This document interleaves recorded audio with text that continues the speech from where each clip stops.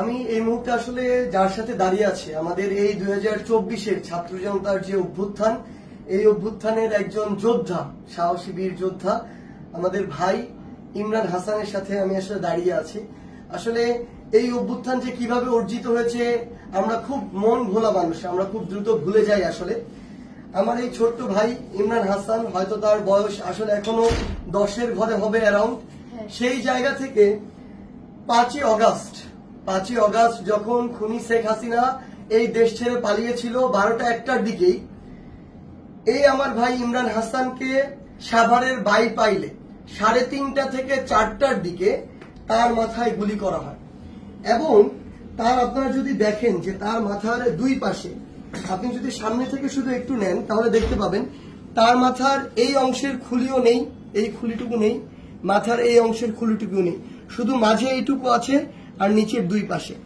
এই দুই পাশের খুলিটুকু খুলে আপাতত মেডিকেল কলেজে রেখে দেওয়া হয়েছে। তার মাথার যদি আপনারা দেখেন এই যে ক্ষতর চিহ্ন, এই ক্ষতর চিহ্নটি যদি আপনি দেখেন মাথার এক পাশ থেকে শুরু করে অপর পাশ পর্যন্ত। এবং আমার এই ভাই, আমার যোদ্ধা ভাই ইমরান, তার মাথার দুই পাশের খুলির অংশটুকু এখন আর নেই, এটি রয়েছে হসপিটালে। এবং আমার এই যোদ্ধা ভাই আজকে এসেছে জুলাই শহীদ স্মৃতি ফাউন্ডেশনে।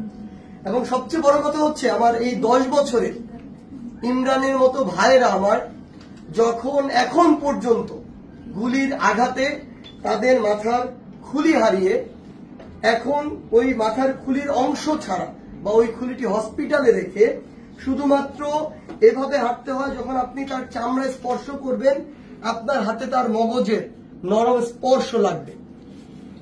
এমন আহত যোদ্ধা ভাইরা যখন আমার এখনো কাতরাচ্ছে, এখনো যখন তাদের মাথায় ওই খুলির অংশটুকু স্থাপিত করা হয়নি, তখন এই রক্তের সামনে, এই লাশের সামনে, এই হাজার হাজার শহীদের সামনে আমার এই বাংলাদেশে আবার ওই খুনি শেখ হাসিনা এবং তার দোসরদেরকে নানাভাবে পুনর্বাসিত করা হচ্ছে। রাজনৈতিকভাবে নানাভাবে তাদের মধ্যে একাত্মতা ঘোষণা হচ্ছে।